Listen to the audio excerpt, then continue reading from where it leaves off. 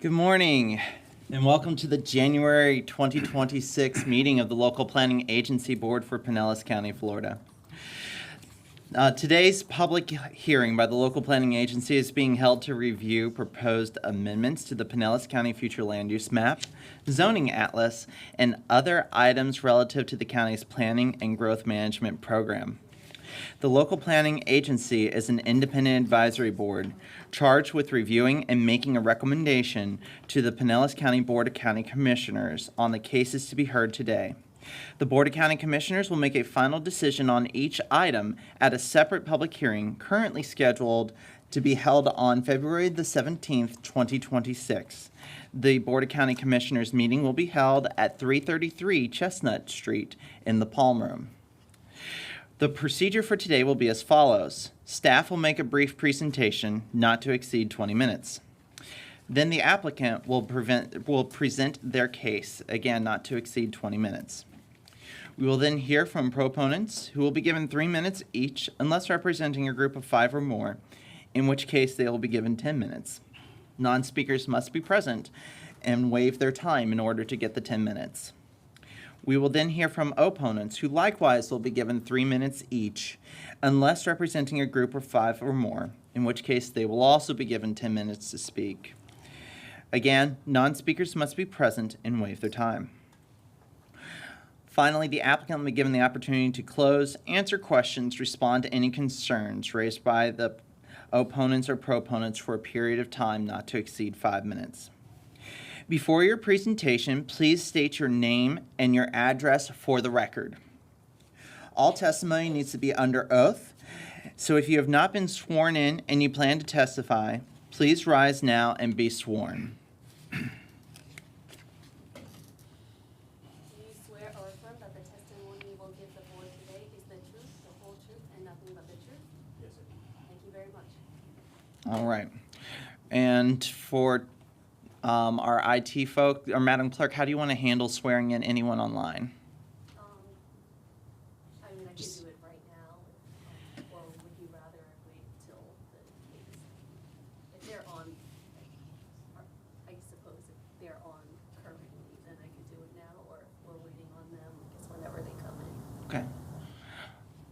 Okay. We'll take it case by case. Okay, sounds good. So, all right. Also, please fill out the slip on the table and present it to the clerk before you speak. There will not be continuing rebuttal, so please try to present all information and concerns while you're at the podium. If you plan to provide letters, written comments, studies, or other documents in response to the LPA's findings and recommendations, those must be received by the zoning section 7 days prior to the Board of County Commissioners meeting in order to be included in the record that will be transmitted to the Board of County Commissioners. So with that, we will move into our agenda. Our next step is going to be the quasi-judicial statement by Council McAteer. Thank you, Madam Chair. The zoning matters heard by the local planning agency are quasi-judicial in nature. Please note that only competent, substantial, fact-based testimony or evidence may be considered by the board in deciding the matters before it. Pure speculation or opinion, not based on competent facts, cannot be legally considered by the board. Lay testimony with fact-based support, including but not limited to meeting minutes, surveys, engineering reports, etc., may be considered competent and substantial evidence. Thank you. Thank you, Council McAteer. All right, we will now move on to item 3, approval of the minutes. Have the board members had the chance to review the minutes? Yes. All right. In that case, unless there's any discussion, I will entertain a motion. I move to approve the minutes as submitted. Motion to approve by Hoyt, Second. second by Laurie Johnson. All in favor say aye. Aye. Opposed, like sign, and I recuse, Madam Clerk. Or I abstain. All right. Moving on to item 4A1 is going to be ZON 25-06. Staff, you may proceed. Before we do get going, just to clarify the record, I did at one point in time work with Mr. Cahovey. It has been a couple of years since then. We currently have no business dealings. And you would have no pecuniary gain or loss depending on the outcome of the cases That before is the board correct. today? All right. Thank you. All right. Staff, you may proceed. Thank you. This case, ZON-25-06, is a request. Could we get the PowerPoint up, please? Thank you. This is a request to amend a portion of a property, so it's a 0.5 acre portion of a 2.56 acre parcel that's located at 620 County Road 1 in Palm Harbor. The request is to amend this portion from residential agriculture to R2, single-family residential, and the purpose is to build one single-family home on this 5 acre portion. You can see the site outlined here. In red is in red and blue is both the entire parcel. The blue area is the proposed amendment area. It's on the east side of County Road 1 for location major intersections, Tampa Road to the north, Curlew Road to the south.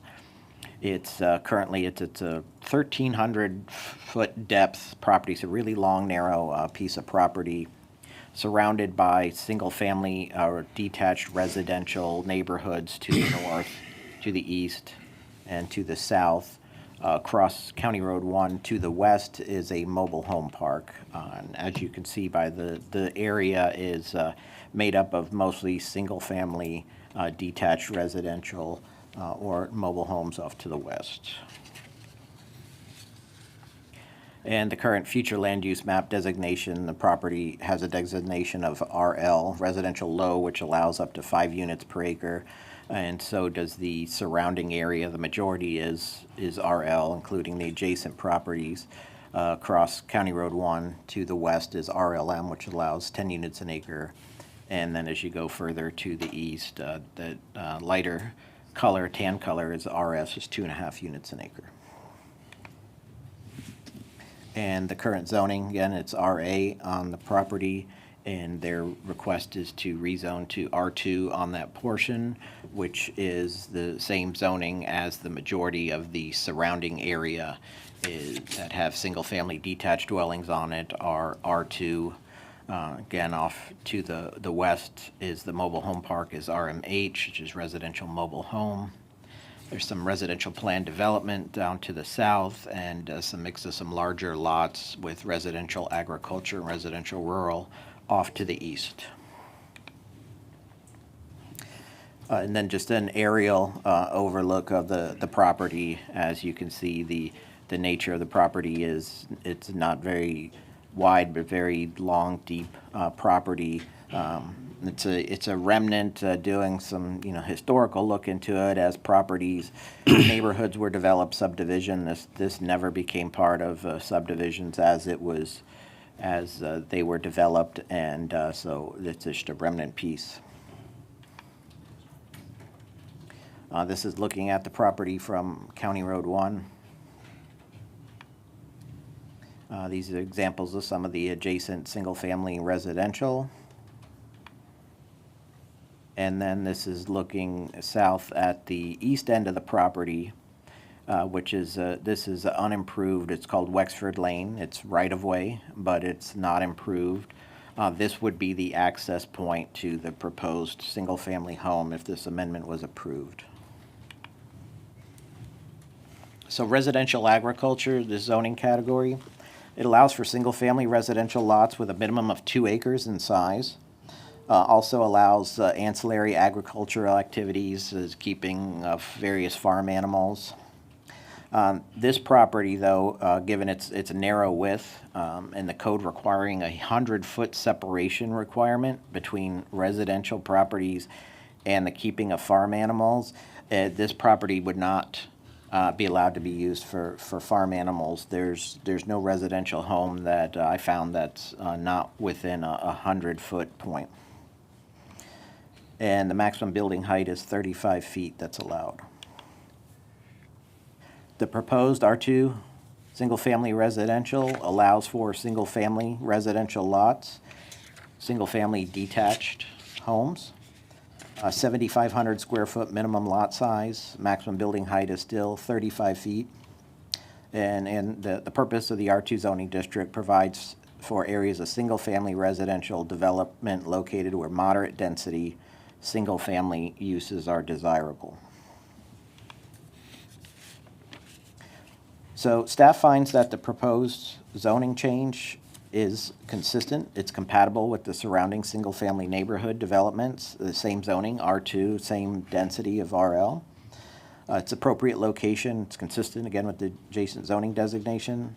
It's consistent with our comprehensive plan and future land use designation of residential low. They're not seeking any request for future land use change. And staff recommends approval, and if this goes forward, the Board of County Commissioners would hear this item on February 17th. With that, I will take any questions the board may have. All right. Board members, do you have any questions for staff at this time? Yes, Madam Chair. Laurie Johnson. Mr. Shutterbach, hello, Happy New Year. Here. Right now, you said that this piece of property is, that if you built residential units on it, there was a certain standard of size and such. On the new proposed zoning under R2, how many residential units can be built on this half acre? One, Just one? yes. Okay. You said 7,500 feet, so Yeah. is that actually 75? Or- The shape of it just is. It's, yeah, kind of it has throws- to do with the shape of it on the property. Again, it's a very unique property. Right now, the RA zoning would allow for one unit to be built right now as the property stands. If you look at the density, that's based on the acreage, at 5 units an acre, the density would allow up to 13 units. Of course, they would have to change the zoning. Back in 2021, there was a request for R5 zoning on this property and a 10-unit subdivision, which was denied. So now that they've come back in for this request, and they're looking just to split it one time to build a single home. And just leave the rest of the property vacant?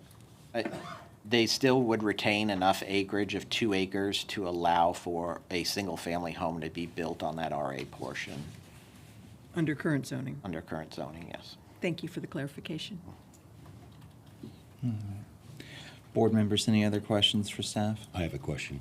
All right. So the access to this site, Larry. the access to this site is unimproved right now, the road Correct. access? Who is going to be responsible to improve that access? The applicant, or, the builder, whoever's building the property would be required to improve that access for one home. They usually don't require them to improve the road to entire width, county standards, a complete road, since it would just be access for a single house, but they would have to improve it to whatever the fire department minimum standard, which is usually a minimum of 20-foot width. It's got to be stabilized to be able to handle, like large fire apparatus vehicles. So would it be considered like a private drive then?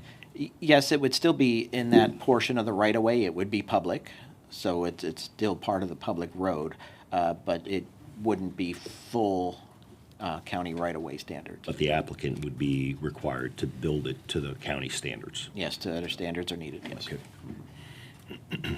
All right. Any other questions for staff? Not at this time. All right. Well, at this time, we will hear from the applicant.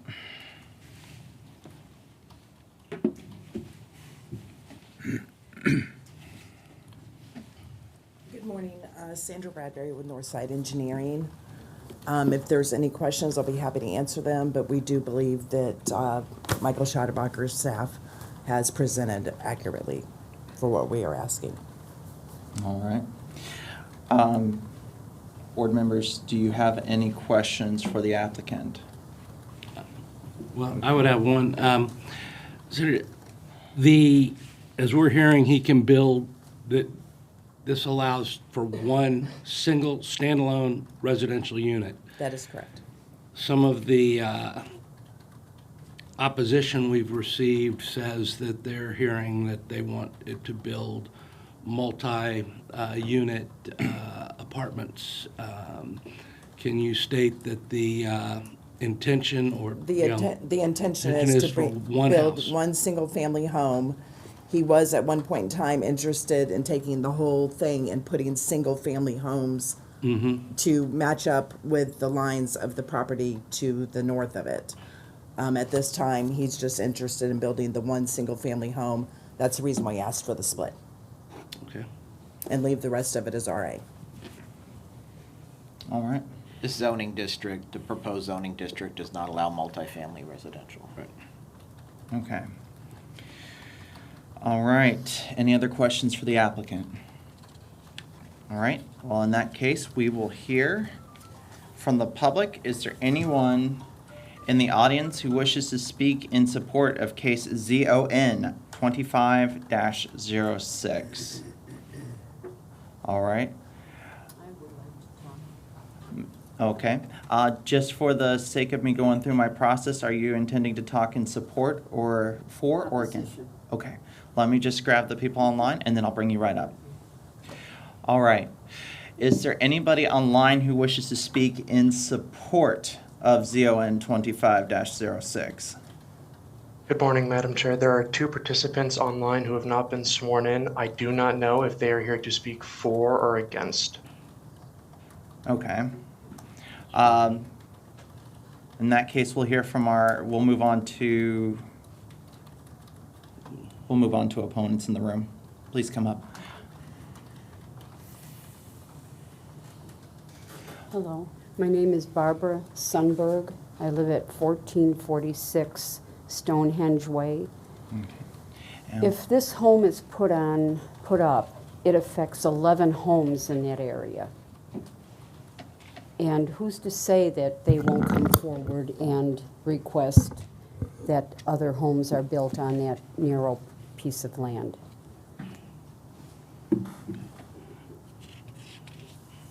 That's all I have to say.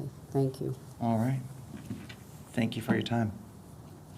Is there anybody else in the room who wishes to speak in opposition to application ZON 25-06? I see two more hands. We'll start, we'll just have, ma'am, if you, all right. Please state your name and address for the record. Kelly Clark, 700 Glengarry Lane, Palm Harbor. They're stating that they want one single-family home. Once they put that on there, are they able to add ADUs to that? Which a lot of people are doing, the small houses in the back. Also, from the fire department, if it's a dead-end road, it has to be 26 foot for a turnaround. From the fire department. So if it's a 26-foot turnaround, 20-foot setback for the front to build, it leaves it very small, which would be, they would have to go up, basically. And if they go up, that puts them looking into everyone else's backyards, because 99.9% of the homes there are all one story. There's only 2 homes out of 177 that are 2-story. That are in the HOA. And would this become part of our HOA, or does it stay separate because we have a HOA there? And then the other question is, they're gonna build all this road and do all this for one home. Also, there's gopher turtles, which are protected on the land. So I'd like to know what's gonna be done to protect the gopher turtles. I got a letter from Mr. Schoderbach, I'm sorry, that it does state specifically that they can get one single-family home, but if they're trying for this and they do get this single-family home, then they're obviously gonna come back and ask for the rest of the land. I don't see someone just wanting a .56 out of 2.5 acres.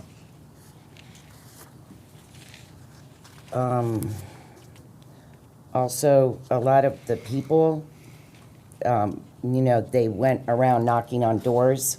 I'm not sure who it was, telling everyone they're putting farm animals, land animals. People were harassed. They went through and did that. This is their second time around. The first time around, there was a deceased person who signed the application. So I don't understand why they're going to do all this and build a road that costs that much money and put in a 26-foot turnaround for a fire truck for one house. So I would really like to see the emergency vehicles, their take on this. So, okay. Thank you. All right, I had 2 more hands that I saw in the audience, so if we could have the next speaker please come up. Hi, I'm Laura D'Angelo. I live at 1426 Saddle Court, and I've owned and lived at that house for 27 years. Many of my neighbors have also been there more than 20 years, so we're well vested in that neighborhood. And a couple of things come to mind. One is we would like to know who wants this change. We've not seen full disclosure of the interested parties in this land. We don't really know who's requesting this because the bulk of the neighborhood would prefer not to have this happen. Primarily because of safety issues. Saddle Court is one single street between Wexford and Country Meadows, and there are no 4-way intersections in any of these surrounding neighborhoods at all. So putting a public road there does create the first and only 4-way intersection in that neighborhood. I don't know why we would do that on Saddle Court, which is one single street, 15 houses maybe on each side. It also eliminates, by blocking off that east end, what we call the remnant is the easement also for the utilities and the safety vehicles. So it would eliminate access for any safety vehicles to come up the remainder of the 87-foot wide field.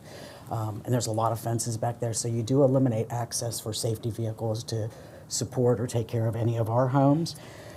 Curious as to what the address would be of this house. If you're creating a new street in there, there's been no new streets in our neighborhood. That development was made in the early 1980s.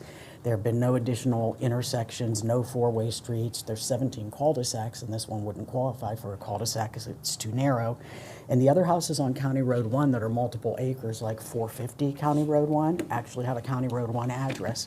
So would this street remain a County Road 1 address, meaning therefore that its driveway would go to County Road 1, or are we actually creating new addresses in this neighborhood?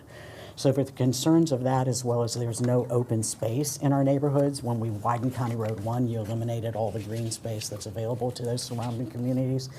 There have been no opportunities to explore, should we have green space, open space there? Are there opportunities to extend the yards because it's such a short, narrow field? Extend the properties of the existing owners there. There have been no opportunities to talk about selling off to the adjacent people or developing a park or open space there. So the primary concerns are this is a County Road 1 property and really should remain a County Road 1 property like the other acreage homes on County Road 1, as well as, eliminating the creating of a 4-way intersection and cutting off the access for safety to the existing homes. So for those reasons, until those questions could be asked and addressed by you, I would ask that you not support this application going forward at this time. And I thank you very much. Thank you for your time. All right, and I know we have at least one more speaker in the audience. Please come up and state your name.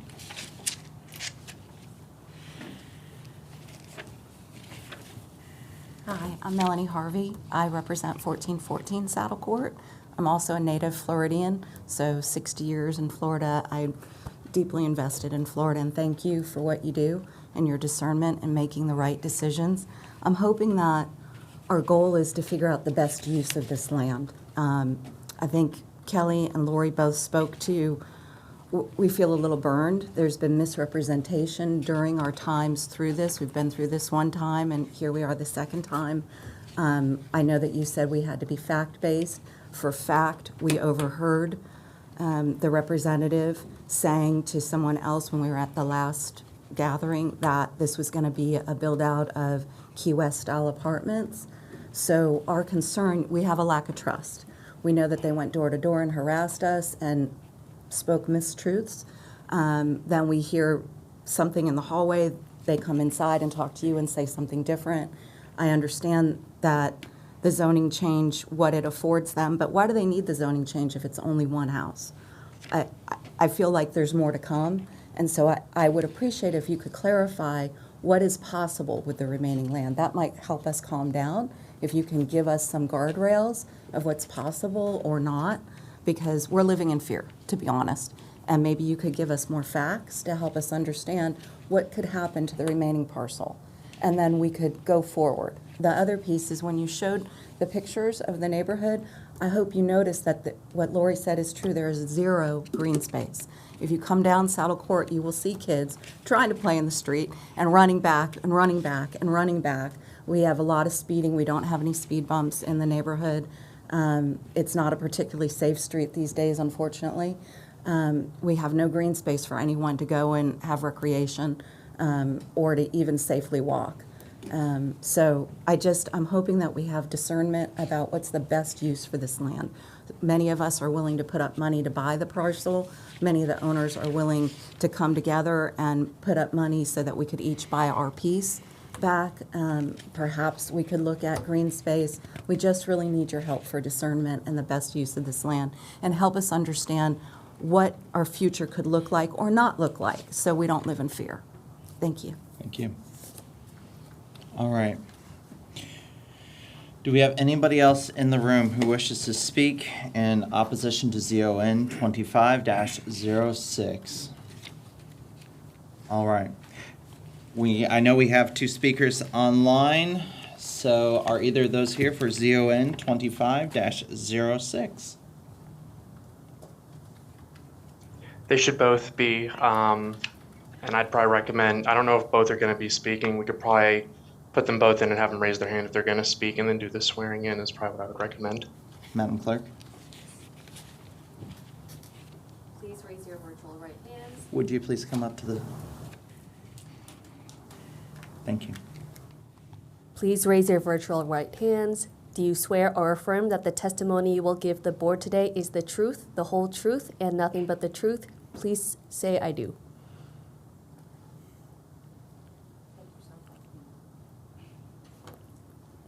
Please take yourself off mute if that is the case.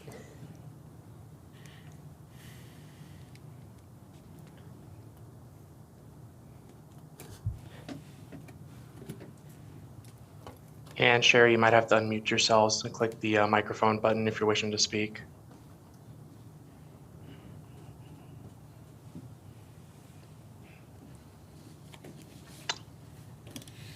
I'm seeing no hands raised and they were not unmuting. All right. Well, we'll just proceed in. I'll just ask them if they took the oath when they start to speak. Let's hear from our first speaker, please.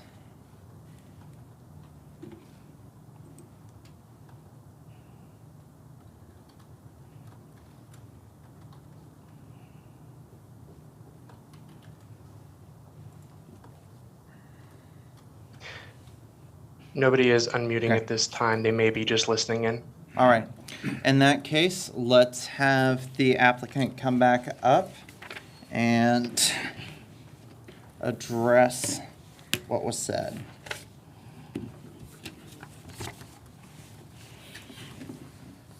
Thank you.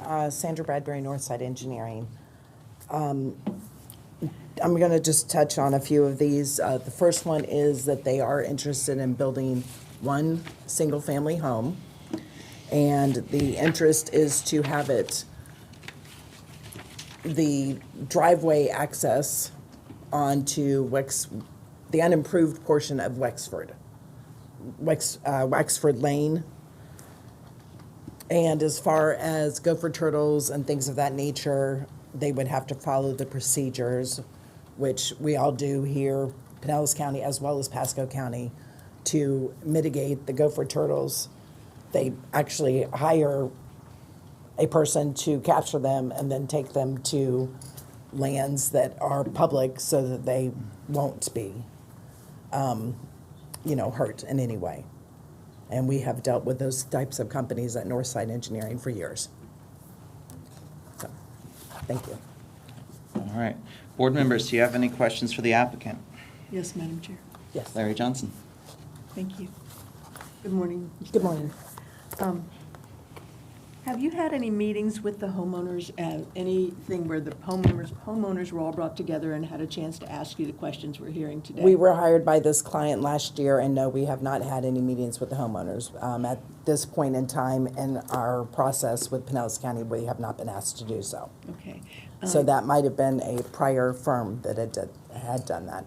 Okay, so when they refer to someone coming around door to door and It was asking not questions- Northside Engineering, Okay. and it was not any of our employees. Do you have any plans to meet with the owners, since there are obviously some I considerable will concerns? absolutely ask the client if they would like to do that. And as we go through the process and have architectural designs for the home and everything, then they can see it. Thank you. Thank you. Any other questions from the board for the applicant? I guess the only question I have would be we keep hearing about the improvements to the roadway. The roadway on this parcel is technically just a glorified driveway, correct? I mean, because that road It's will, actually Pinellas County unimproved. Nothing ever And- has been done to it. It's, so it's basically, If- it is a driveway to a single-family home, it's but dirt. It it's is gonna have dirt to that be- goes out to the neighborhood right now. And it's gonna have I'll to, let the Wait, member I- finish his question. and it Yes. has to be built to county specifications for emergency operations and things of that nature. That But is it's- correct. It is technically just a glorified driveway. That is correct. Okay. We would have to, as one of the opponents spoke, we would have to have the fire department approve the plans, Okay. along with the other departments as well. All right, I had one question.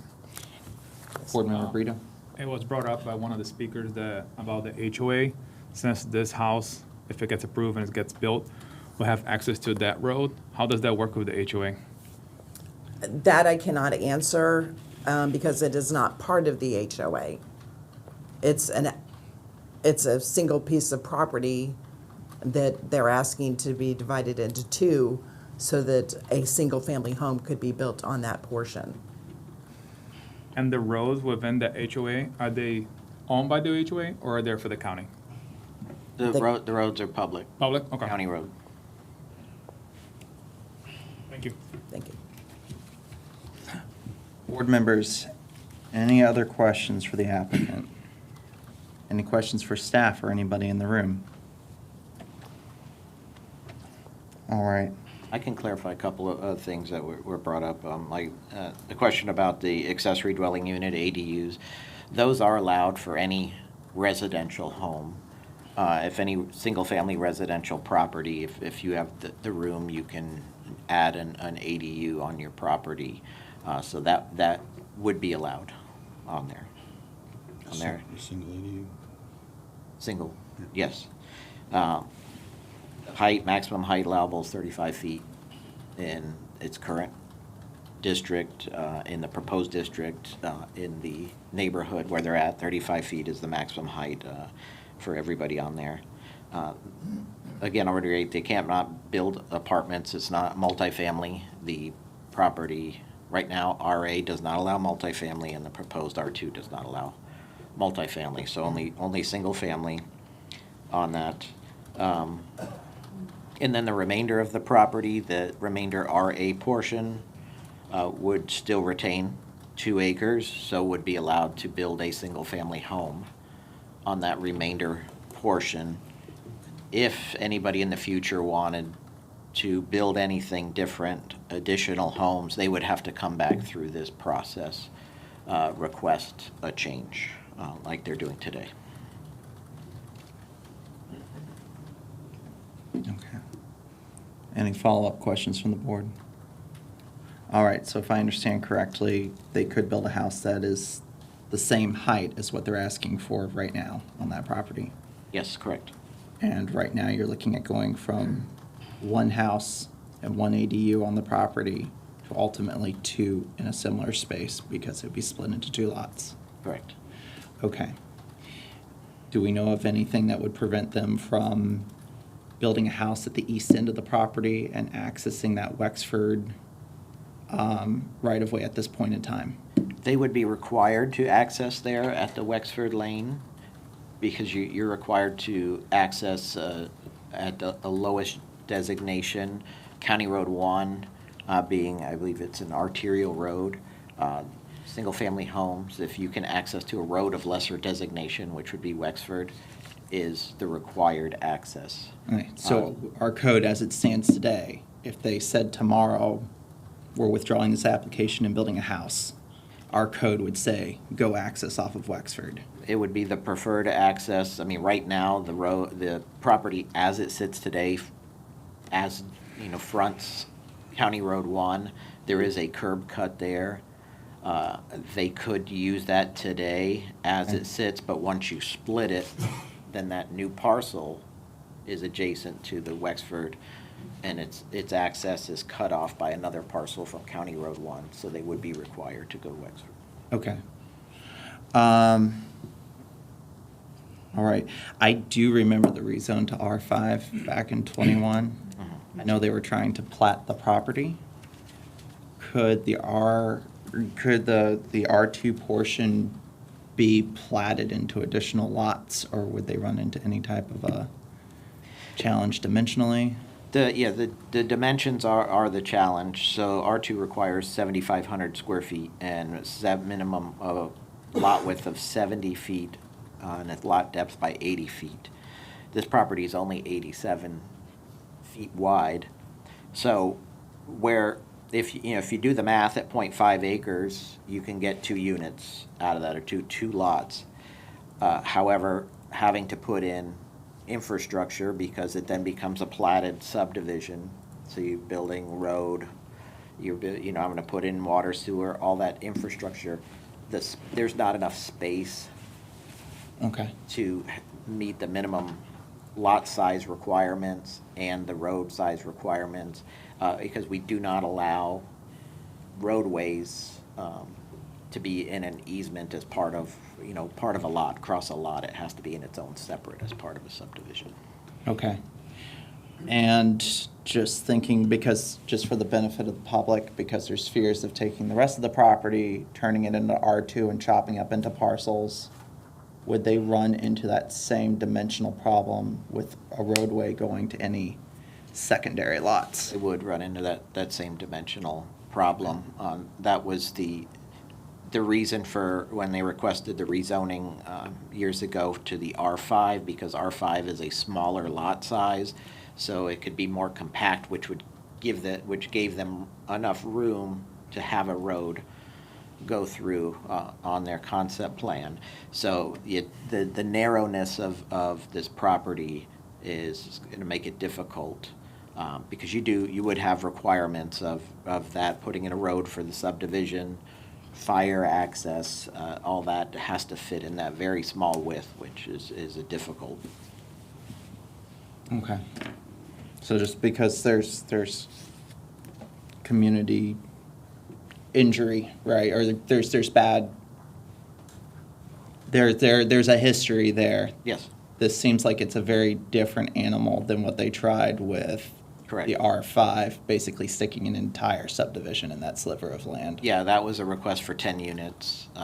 It had a development agreement. They put in a lot of different restrictions on there. Staff was not supportive of that request, and the LPA denied the request, and then it was withdrawn before it went to the county commission. Right.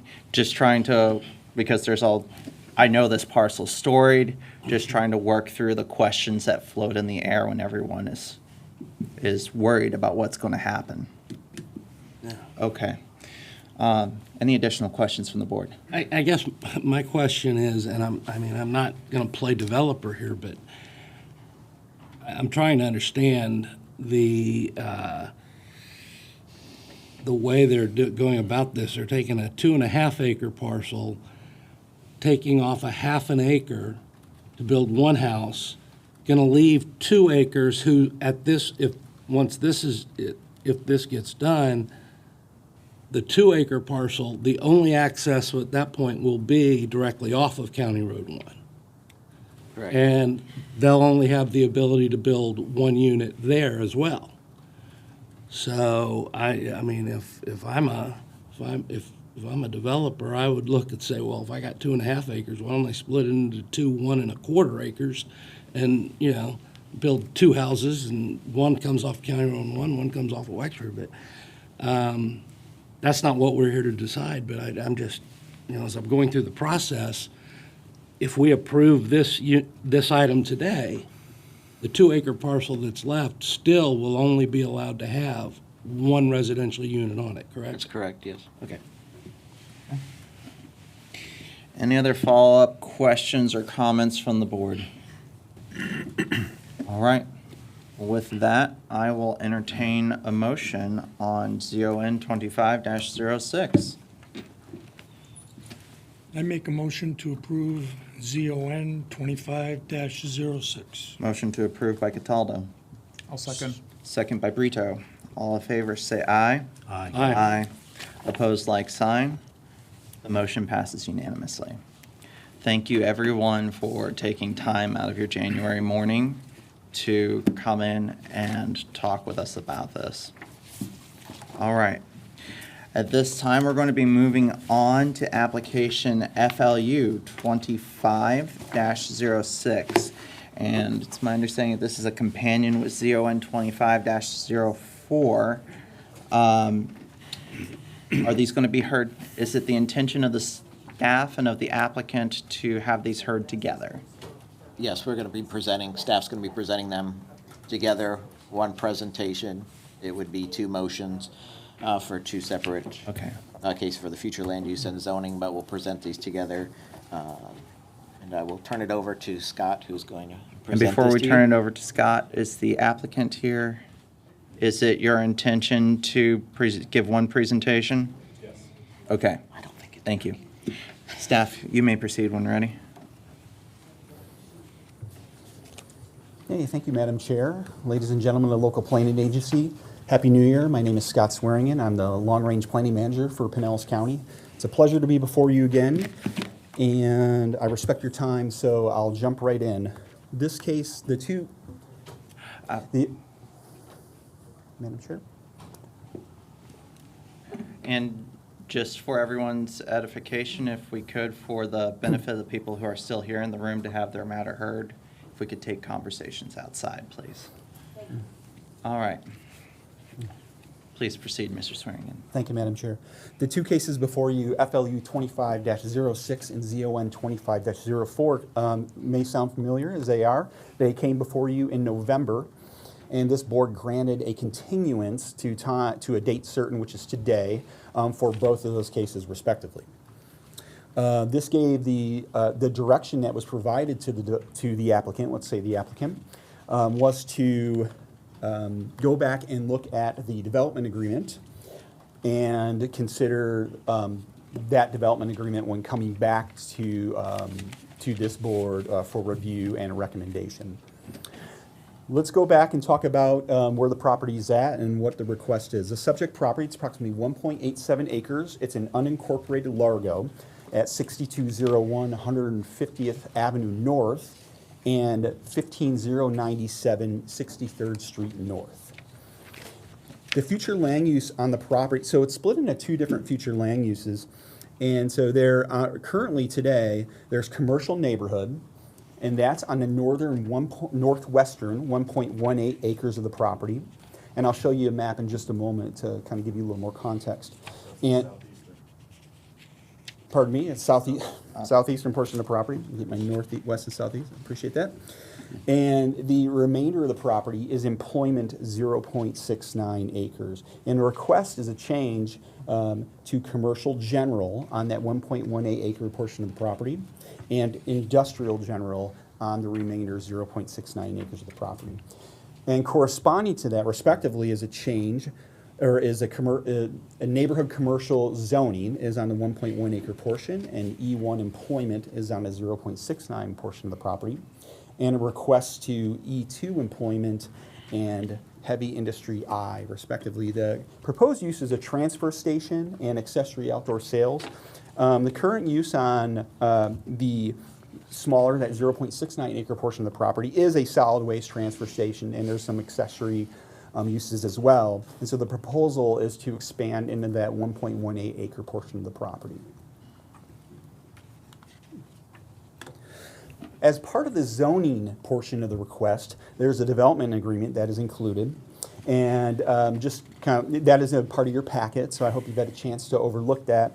Just generally speaking, kind of four kind of highlights that development agreement when it comes to the restrictions that the applicant is willing to impose upon themselves moving forward, is that the property shall be developed substantially in conformance with the conceptual site plan. So the applicant has a conceptual site plan in place, and that conceptual site plan should give you a general sense of how the property would be developed moving forward. It needs to be in substantial compliance with that. The property is limited in use to a solid waste transfer station and outdoor sales and parking. So regardless of the additional kind of the plethora of uses that you might find in the proposed land use and zoning categories, the actual use of that property would be limited to this one specific use, this package of use here.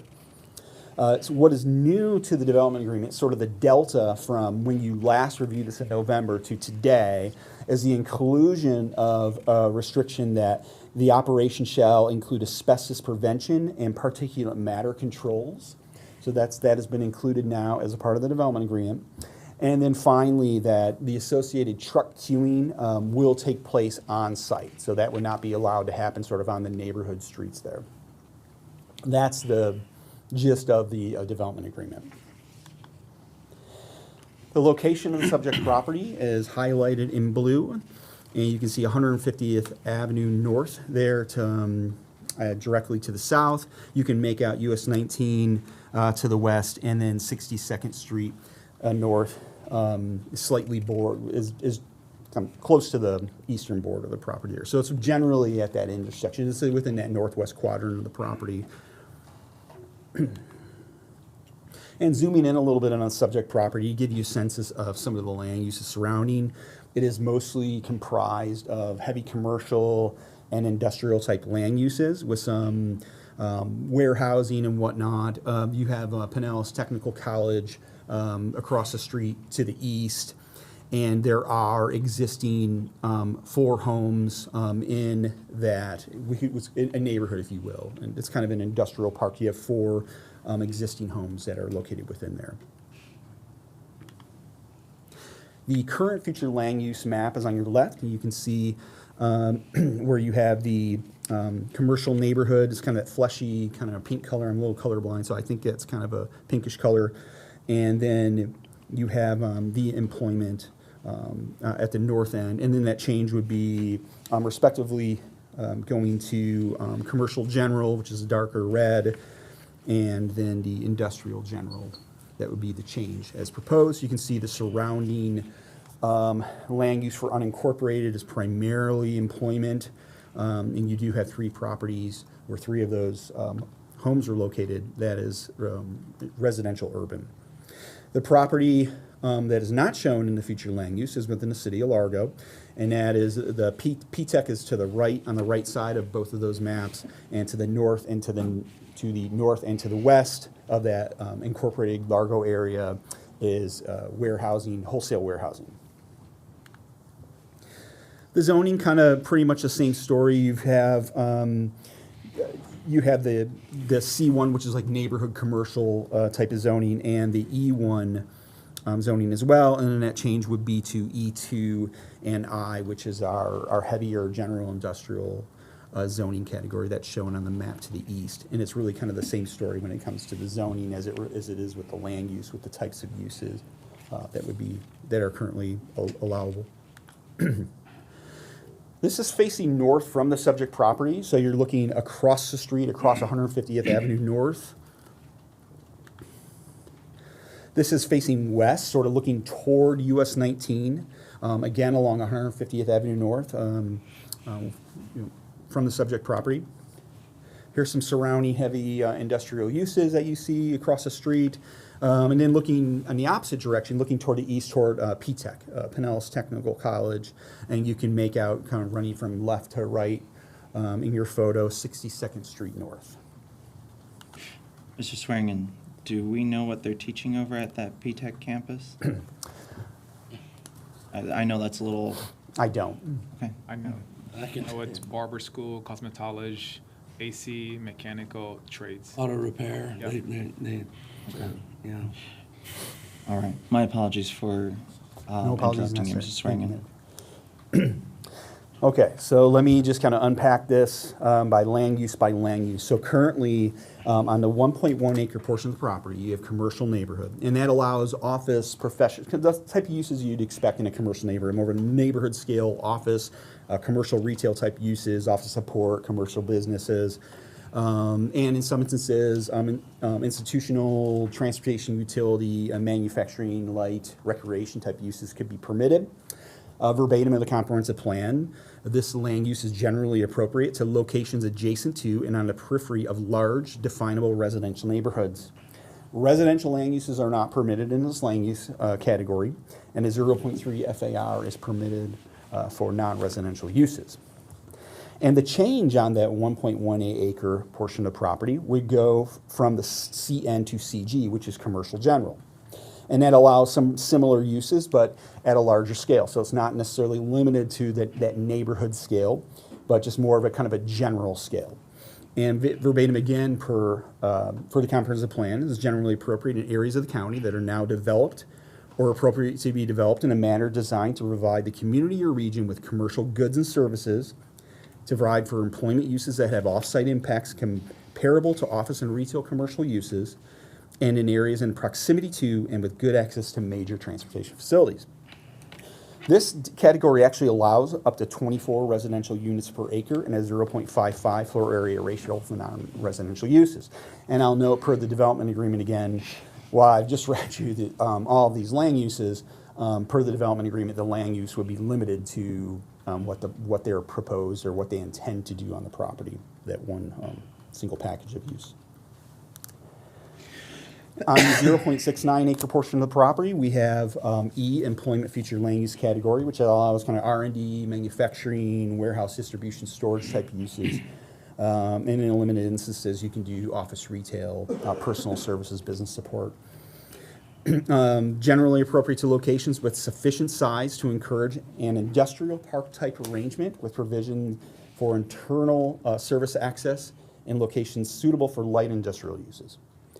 And in this category as well, residential land uses are not permitted, except for accessory dwelling units, and a 0.65 floor area ratio for non-residential uses. And the change from that E employment category would be to IG industrial general. And that's again on that 0.69 acre portion, which allows many of the same types of uses, however, a little broader, storage, vehicular salvage, so a little more broader into the general industrial types of uses, and in some instances solid waste, refuse disposal, transfer, recycling, power generation, office accessory, retail, commercial business services, etc. And then to note though, that actual land use per the development agreement would be limited.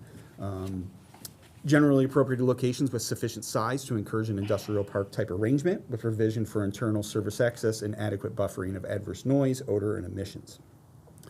Residential land uses are not permitted as well within this land use designation, and a 0.75 FAR for non-residential uses. Okay, I'm gonna buzz right through this one. I'm gonna land this plane pretty soon. With the zoning, so we have C1, again, on the 1.1 acre portion of the property, C1 commercial. It's like a neighborhood commercial type of zoning. So limited commercial development, compact shopping areas, in or near neighborhoods that they serve. It's intended to meet the convenience needs of the community, pretty much, of the neighborhoods, providing the services and whatnot. Maximum building height in this district is 45 feet. And the change from that category from the C1 would be to E2, so general services, wholesale distribution, storage, light fabrication. It's intended to be conveniently located to arterial highways and transportation facilities. Intended as distribution center for products sold, served, stored, and warehouse for retail or wholesale sales to consumer sales outlet, wholesaler. Maximum building height is 60 feet. However, that's limited near residentially zoned property. So residentially zoned properties, if you're within 50 feet, the building height is limited to 45 feet instead of 60 feet. And then that On the remaining 0.69 acre portion, we have the E1 zoning category that's currently in place. So employment type uses, light manufacturing, industrial support, public service functions. It's intended for employment uses of lower intensities. And so limited impacts on neighborhood areas for the E1. Again, the maximum building height applies to this district as well. So 60 feet overall, within 50 feet of a residentially zoned property, the maximum height is 45 feet. In the I zoning category intended to permit general manufacturing and industry, that would be the change to the I. Less restrictive than the employment districts, okay? It's more general and industrial in nature, that district is, and a wide variety of industrial uses are generally permitted for that zoning district. And the maximum height limitation is still the same with 60 feet, but 45 feet within 50 feet of a residentially zoned property. And that's a lot to take in. I'm trying to get through it clearly as I can. So we looked at, from a land use perspective, kind of that higher, kind of, as I always say, like a 20,000 foot level of potential traffic impacts. And sort of when you take that delta from what's there today in land use and what's being proposed, you're looking at a minimum addition of trips that would be shed throughout the transportation network. And to note, on Roosevelt Road, you've got a vehicle to capacity ratio there today of about 47%, which means that in the PM peak hour traffic, the road's being utilized at about half of its capacity on Roosevelt Road. Conversely, on Ulmerton Road, you've got a 95% vehicle to capacity rate today in the PM peak hour of traffic. Property's not in a coastal storm area, it's not in a coastal high hazard area, and it lies within flood zone X. So flooding risk is quite low, considering the layers of information that we take into account when looking at flood risk.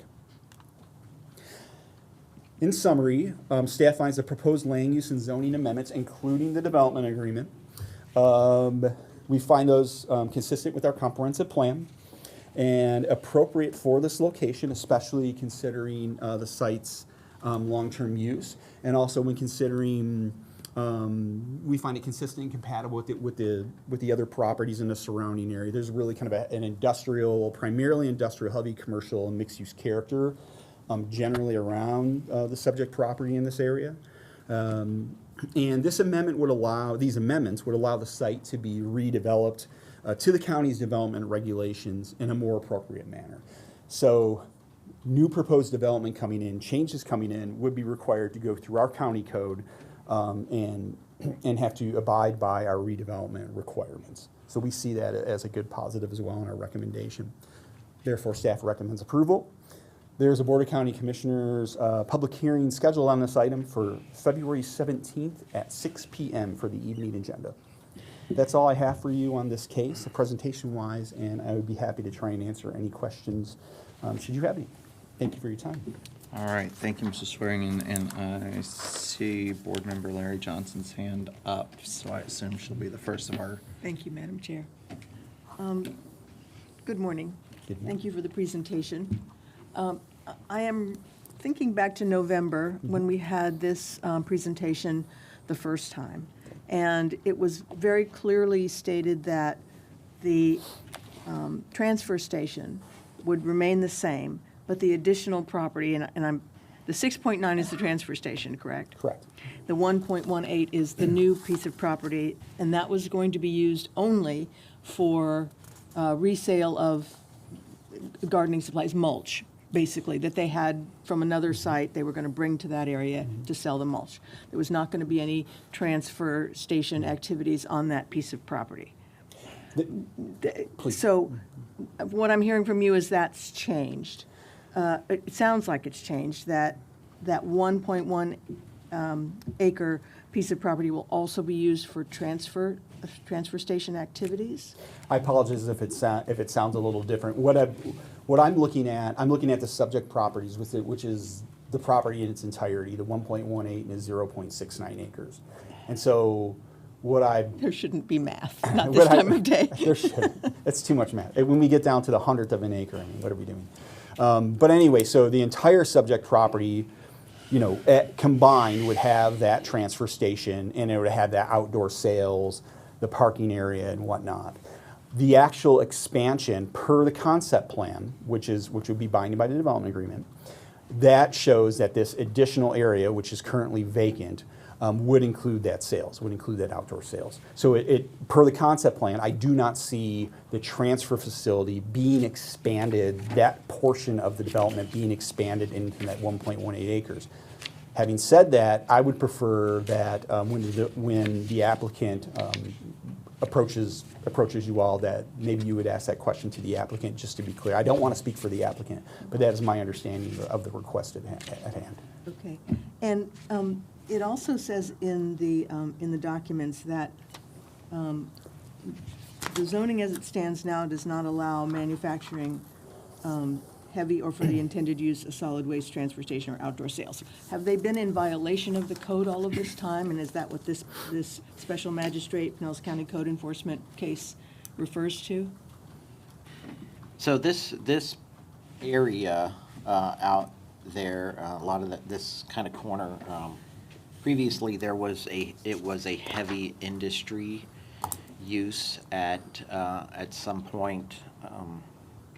I don't know exactly when, the 90s or early 2000s, that area went through a rezoning to this E1.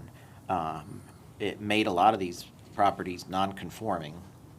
So we do have a number of non-conforming uses out in that area. That it's largely, this pocket is a heavy industry uses in there. The reason why they went to the magistrate was they expanded onto this adjacent property. This 1.18 acres was not part of the original established non-conforming use, so they expanded onto that property without going through proper permitting, rezoning, et cetera, the approval process. That's where it came in. They've since stopped those uses, have come talk to staff, and are now going through the proper development process. Is it not then possible that they will again, once the zoning has changed, expand those transfer heavy industry transfer, however we were going to, sorry, If approved, into that new piece of property? well, if approved, I mean, they have the zonings in place. If this is approved, the development agreement, which clearly states how they can use the property. If it's approved, they go through the proper channels, get it, and then they expand afterward. That goes back to code enforcement for a violation. They would be in violation of their development agreement. So, if I understand this correctly, they're showing on the portion that wasn't the transfer station that is non-conforming and has been there. They're showing outdoor bins, some type of small office or whatnot, but parking spaces, it looks like. If that became a pile of rubble for the transfer station, they go back to the magistrate. Correct. Scott, but if I'm looking at the concept site plan that's proposed, a lot of that parcel is retention, stormwater retention. So we can't even put paved surfaces or anything on that, correct? I can't speak to whether they could put paved on it. From my interpretation of the concept plan is similar to your interpretation.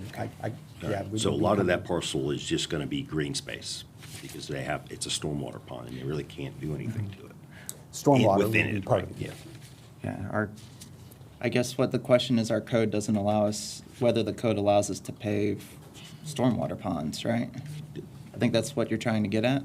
Well, I'm just stating that based on my experience, when you have retention on a site, it's green space. It's for retaining of stormwater in case of an event. So therefore, they're not going to be able to actively use that portion of the land. And that's a good portion of this parcel. That's my understanding as well. But Correct. just for the sake of the record, does our code allow us to pave stormwater ponds?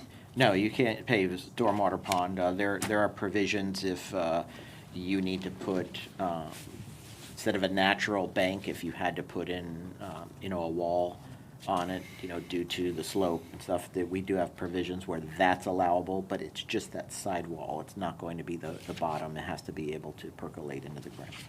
Okay.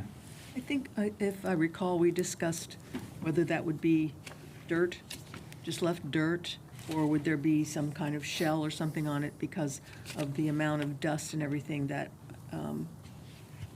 was created there that then went onto some of the residential properties that were adjacent to this. The county requires paved surfaces for driving surfaces. The applicant, if they're going through site plan, can request a different, it has to be a hardened surface, because it's drived on, and it can't have dust and debris leave the site. So they can make a request if they wanted to do a different surface besides a paved surface, but then that's at the discretion of the staff. Is there a hardship? Is there the reason why they would need to use a different surface? Board Member Hendricks. So during the last discussion of this, it was brought up about asbestos and lead paints. And again, I want to go back to that. There is a drainage ditch running along 150th.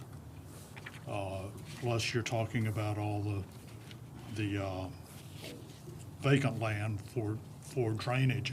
I worry about a lot of that going into our groundwater. Is the county doing any tests on that property? I know where those trucks are turning around is all dirt. It's not improved. And what they have got for knocking the dust down, one, in my opinion, is not adequate because it consists of a sprinkler on top of a pole hooked up to PVC pipe, one sprinkler. And that's knocking all this dust that contains asbestos and lead paint onto the ground. And it's seeping into the groundwater. And I have a real problem with that. Does the county monitor that at all? I can't answer that question. I don't know what monitoring is been done out there or what monitoring the county does. That would be with our public works department, which would look at that. If approved, any water leaving the site would they have to direct all their runoff into their pond, and there's filtration requirements before it's discharged into the county's system. And then any even outdoor storage of materials, the outdoor sales, if they have outdoor storage bins, mulch and all that, they have to, again, meet the requirements so there's no pollution that leaves the site. It's in our code that you have to meet the state DEP's requirements of you can't have any pollution leaving the site, including dust, runoff, etc. It's on dirt. There is no way for it to run off. It's seeping into the ground. Again, we require that paved. It needs to be paved. They would have to request if they want to have a surface that's not a hardened paved surface for the vehicle use areas, and that would be through the site plan process if allowed. Sometimes because of the use, if there's an issue with pollutants running into the ground, that we would not allow a non-hardened surface. Well, it's been going on, and the trucks are not on hard surface, they're on dirt. There's no paving there for these 18-wheelers.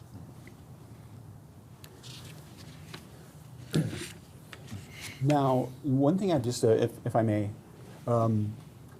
there are, I think, a number of issues that, and I'm just, I'm reviewing the land use and zoning along with Michael. I'm not looking at, what may be happening on the site today, if there's enforcement issues, if there are those types of violations. We're just kind of giving you an evaluation and a recommendation based on the zoning and the land use with regard to the context, and then having a development agreement as well to go along with that. which kind of helps box them in and help through some of these questions. But a lot of those issues, I believe, are really kind of enforcement issues. And one thing that I'd mentioned kind of at last is one thing that we like to see is when a property can be brought to a point to where they need to come in for a site plan, because now we can really look at those types of requirements. You know, like Michael was saying, we require paved surface for vehicular areas. If you're making changes, and you come in, you're coming in with a site plan, you're going to have to meet those requirements. And a number of other requirements as well. You've got a lot of existing uses and developments that have been throughout the county for many, many years. Some don't have, there are no approved site plans to be found. Some are not conforming because zoning has been changed over the years. This kind of helps. We see it as kind of a cleanup measure to be able to clean things up a little bit. Having a concept plan that's binding also, we like to see that as well, because that gives, with the question of, well, what if they expand over to this part of the property? Well, you'd be in violation of your development agreement, because your development agreement includes a concept plan that shows you're not going to be over there doing any of those things. And it also, some of the rules of that development agreement say that as well. So a number of these things do end up being the things that we look forward to being able to remedy when we get to a site plan process. Absent of that, it really just comes down to code enforcement coming out and issuing violations and citations and going through that process. And it's a very long-winded way of saying it. I apologize for that, but I hope that helps. So if I understand correctly, and the applicant's you're going to have a chance to come up and talk, but when this gets approved, they're subject to the concept plan. Once they become subject to the concept plan, that restricts what they can do where. They have to come through site plan, which means unless staff were to grant some type of relief from the paving requirement, those dirt vehicular movement areas that those trucks are going over right now would become asphalt that would be forced to drain into some type of a dry pond, which, according to the concept plan, is shown to the south and east. And then our code requires that any discharge from that meet the Florida Department of Environmental Protection requirements. And our own stormwater manual as well. Okay. I know some jurisdictions, infamously, I can think of Safety Harbor. The only thing you can discharge from your land is clear, clean water. Are we in some type of similar situation? Yes, and as of the end of December 2025, the state's new stormwater requirements have gone into effect, which in some cases are even more restrictive than the counties of what pollutants need to be cleaned up. So they may trigger those state requirements, would require a lot more cleanup than what the county currently allows. Okay, and just to make sure that we're staying within the realm of what we can do as a board, because asbestos and lead is things that keep me up at night too.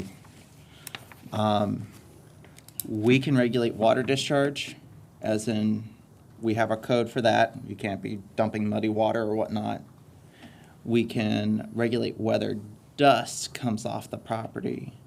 Well, does state law allow us to regulate what's in that dust? Because if I remember correctly, there was some type of, and this might be more of a question for Council McAteer, but if I remember correctly, there was some type of state law preemption in that's haunting my memory right now. Well, I think where there's a field preemption where the state EP regulates. We do have an air quality division within Public Works, and they can be called out and tested for air quality, but it's the state standards. Okay. So where we have to be careful with this board, with it being a local planning agency, land use board, is creeping too far afield from the mission. And that's what you were saying. But, I think that we can say you have to abide by the state and county stormwater regulations, air quality regulations, but those are in place. We can't make new ones. We can't make new restrictions. Okay. All right. Larry Johnson. Mr. McAteer, the fact that it is stated in the development agreement that the foregoing, the operation of solid waste transfer station shall include controls to prevent asbestos from entering the waste stream, and the GET property shall comply with requirements of Rule 62-701.300, which prohibits the unconfined emissions of particulate matter in violation of paragraph 62. Those were added, obviously, they're redlined, they were added into the development agreement, is that correct? Yes, ma'am. And so does that allow us to discuss them because it's part of the Yes, development agreement that we'll be considering? These were part of conversations with the applicant's representative. Right. So they have consented to this language. And so it can become part of the discussion for this board, and I'm sure that the applicant's attorney is chewing at the bit to do so. But those were part of discussions with the applicant's attorney to put that language in to try to assess and address some of the board concerns from the last meeting in November. Thank you. All right. Board members, do we have any other board members with questions for staff right now? Just a point of clarification. I was not here for the November meeting, but in last month's meeting, we had it had never been done before, but we're talking about potential ex parte communication, so we had to declare that basically we've done a drive-by of the site, and so I don't know if that's still in effect, but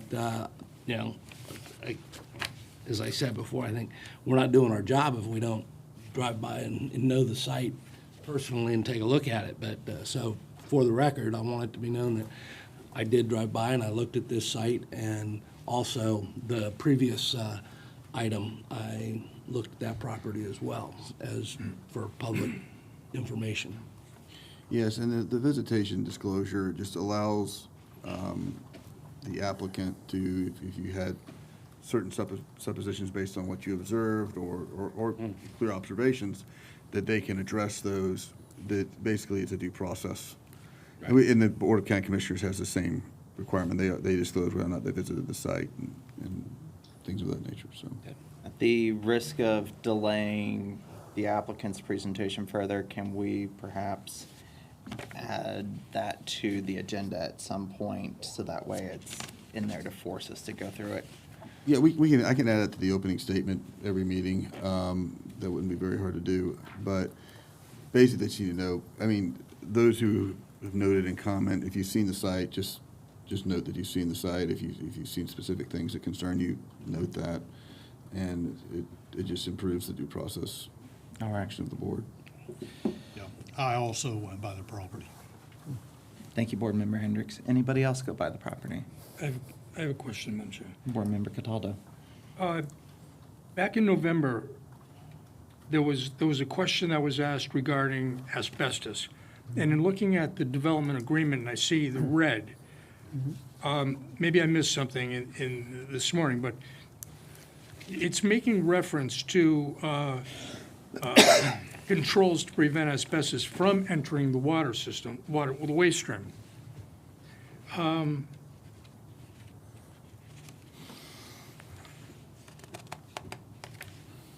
When they refer to the waste stream, they're just talking about the transfer of debris that's coming in. They're not talking about any type of runoff, are they? Because I was under the understanding that during the abatement process, there would be no asbestos. So I just want to make sure that there isn't asbestos now coming onto the property. That's something that the applicant would need Okay. to be asked. Yeah, I can't say what their intent was. Okay. And the red, can you just explain to me, the red now in the agreement, is that a change or an addition? Or Those are additions. Yeah, the red underline are additions. Okay. Okay. Yes, sir. Thank you. You're welcome. Board members, any other questions for staff at this time? All right, seeing none, let's have the applicant come up and give their presentation. Thank you. Madam Chair? Yes, absolutely. Do we wish to take a 5-minute break before applicant gets into their presentation? Board. All right. So, all right, I'm sorry, applicant. If we could just take a 5-minute break. We'll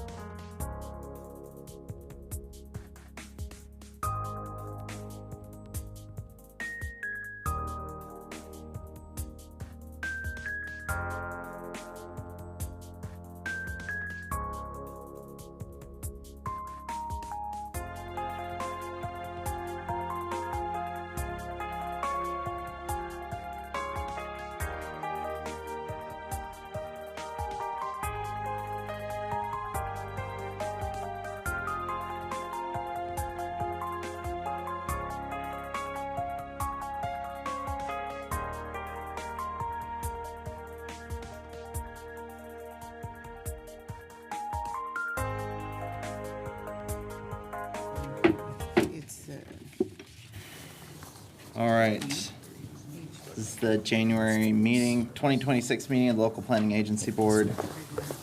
We are on cases ZON 25-04 and FLU 25-06, and the applicant may proceed with their presentation when ready. Okay, I'm ready. Craig Taraski, representative for the applicant. I have been sworn. Staff did a great job on kind of the big picture of what's happening on the site. And just to hammer home, the northwest corner, the 0.6 whatever acres, is an existing legal non-conforming transfer station.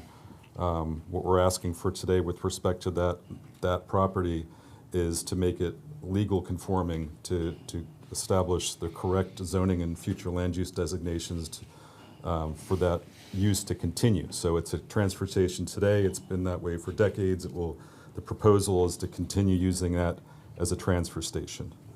The southwest, the 1.1 or southeast 1.1 acres currently vacant is proposed to be an outdoor sales and parking area.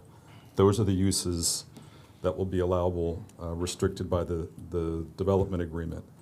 There was a concern raised about, well, what happens if this is approved and the applicant then expands the transfer station down into the 1.18 acres.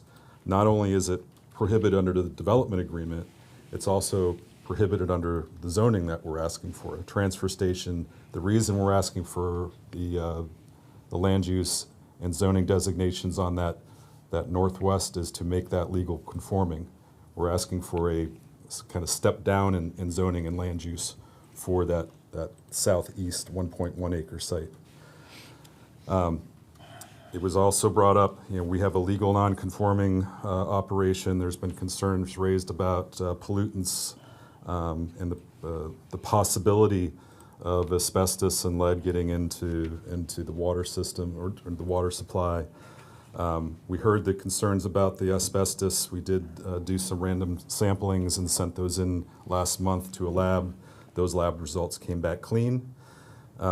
With any demo, the county has a requirement for asbestos surveys. There are exemptions from that requirement, but there are not exemptions from allowing those asbestos to get into the demo materials. So anyone who did demo and that maybe is exempted from the survey requirement, they're still not allowed to put it into the waste stream. It's still a pollutant, and they would still be a violator.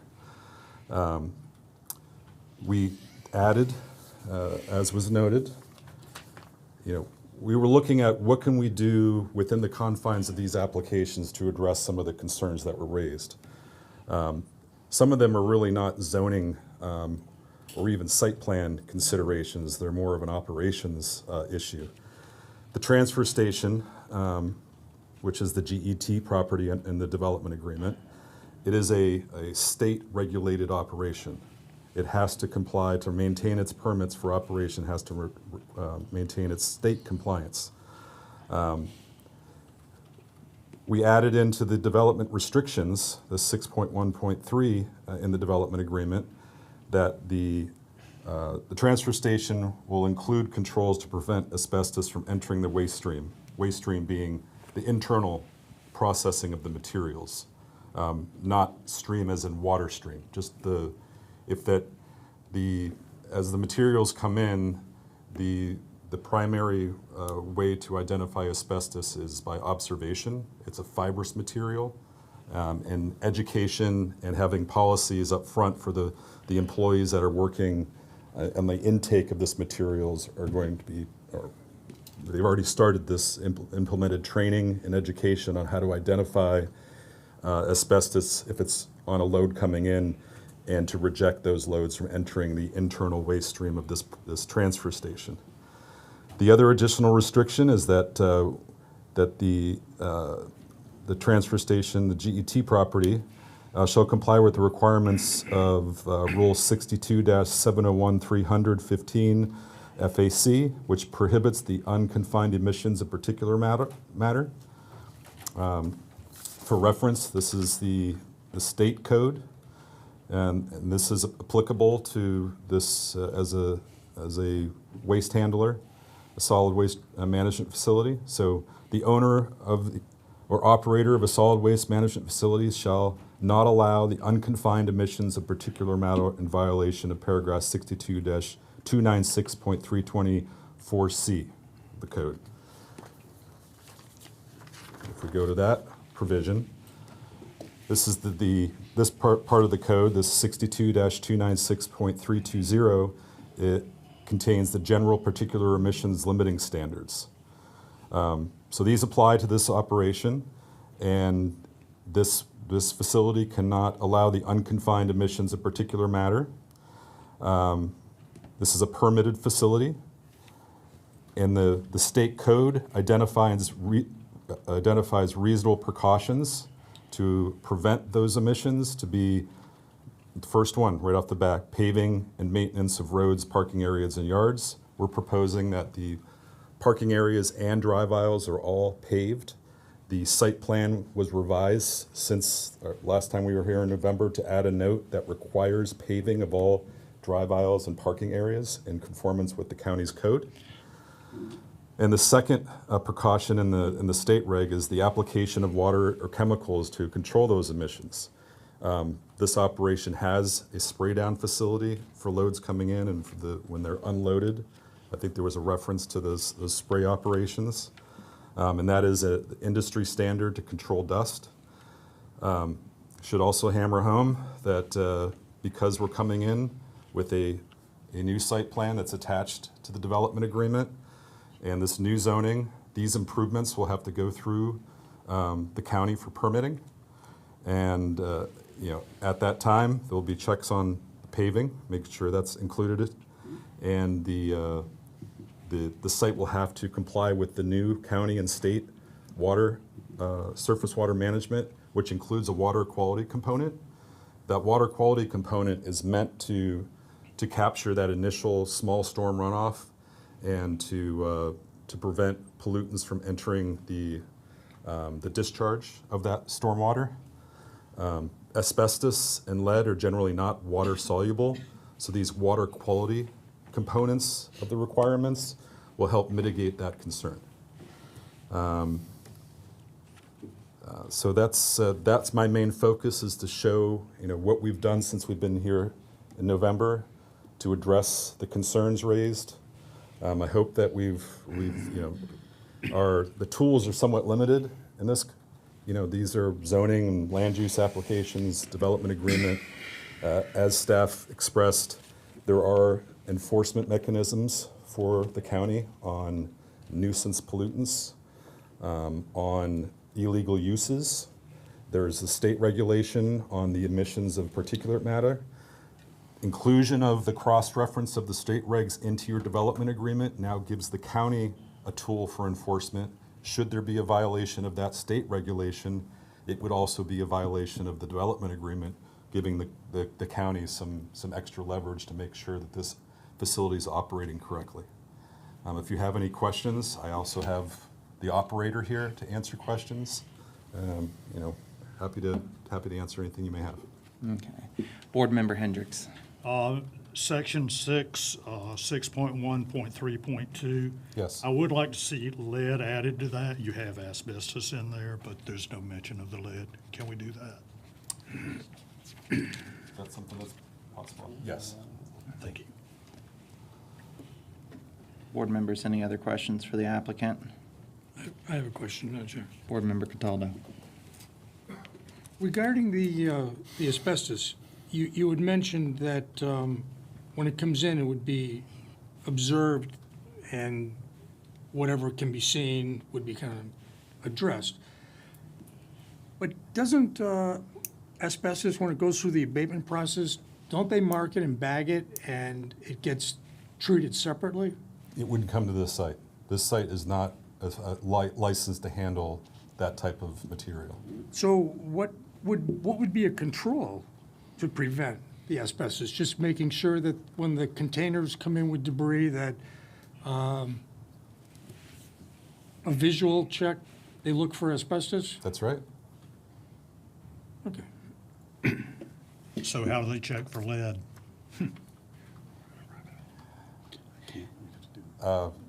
That would be what lead paint is the main concern with lead, yeah. And residential is not tested by the county.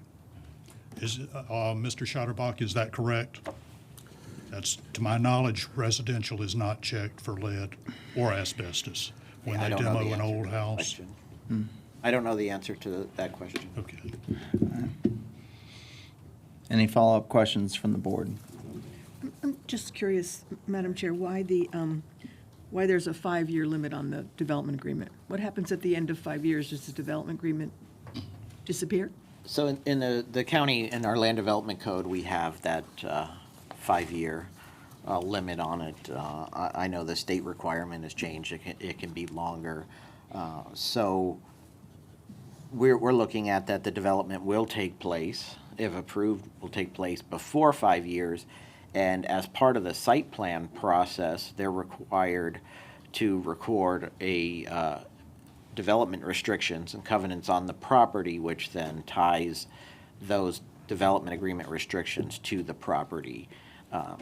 If circumstances, which we've had before, where it's coming up on that 5-year, they can request an extension. That extension will come back through this process. We've had that previously. Occasionally, we'll have development agreements. One I can think of was a housing one that they didn't get the funding, so they needed to apply for an extension, so they have to come back through this process. Thank you. Just to follow up on Board Member Larry Johnson's question, because I imagine one of the things that just popped into the minds of our citizens is if they don't build and it expires, what happens if they don't extend it? What do we do then? Do they just have unrestricted zoning classifications? Have a reversion. 10.1. Yep. We'll bring staff can bring back through the process to revert the zoning and land use back to the original. Okay, so they can either build it according to the development agreement within 5 years, and then covenants are put into the title of the land, and they're there. Covenants are hard to remove, right? Yes. Yes, correct. Or they hit 5 years, they haven't built it out, they have to request an extension, which brings them back to us. Correct. Or they don't build it out, they don't request an extension, and the county reverts the zoning back. So there's, Yes, the county would bring a land use and zoning case back through this process to change back to the previous land use and zoning designation. It'd be a staff-initiated case. They would come through in the same way that an applicant-initiated case would come through. Just Staff would trying- be the applicant. just trying to make sure that there's no like free passes to get out of obligations that were undertaken in this process and run around the process. Question for you, applicant. You said that you amended your site plan to call out the vehicular movement areas as paved. Yes. I know Board Member Hendricks is concerned about dust. I know that dust generation is, despite any state preemptions, dust generation is an area that is within classical zoning factors of compatibility. Are you waiving the right to request relief from that paving? Yes, it'll be paved. The note was added that, so that we'd have to come back through, not only will we need, we would need to address the relief at the staff level, which I believe is only for parking areas, not for actual drive aisle areas. That's correct. But we'd have to come back through and amend our development agreement, which would put us back in front of this group, this board, and the BOCC. Okay. Yeah, if it's part of the concept plan, that's part of the exhibit of the development agreement, staff could not override that. That would require it coming Okay. back through the process. So staff, looking at this development agreement that's before us, you couldn't give that administrative waiver from paving? Okay. Just wanting to make sure, I know there's a lot of moving parts, there's a lot of history, just wanting to make sure I have it boiled down. All right. Any other remarks at this time, applicant? Okay. We will now hear from members of the public who wish to speak in support of application FLU 25-06 or ZON 25-04. Do we have anyone in the room who wishes to speak in support of either application? All right, seeing none, do we have anyone online who wishes to speak in support of applications FLU 25-06 or ZON 25-04? No participants online, Madam Chair. Okay. Do we have anyone in the room who wishes to speak in opposition to application FLU 25-06 or ZON 25-04? I see a hand raised. Please come up. State your name and address for the record before speaking.